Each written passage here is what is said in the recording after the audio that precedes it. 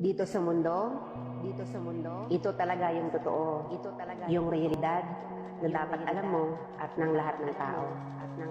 Naparito kang hubad, aalis kang nakahubad. Dumating kang nangihina, lilisan kang mahina.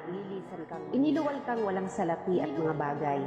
Maglalaho kang walang salapi at mga bagay. Ang una mong paligo, may naghugas sa iyo.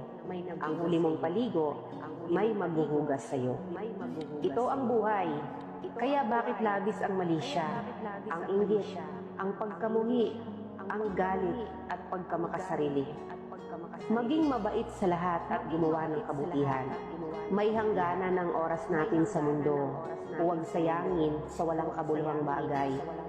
Manalangin at higit sa lahat, huwag na huwag nating sasambahin ng pera. Dahil kahit anong dami ng pera mo o ng ari-arian mo, kapag binawi ng Diyos ang buhay mo, iiwan mo rin yan at hindi mo madadala sa iyong pupuntahan.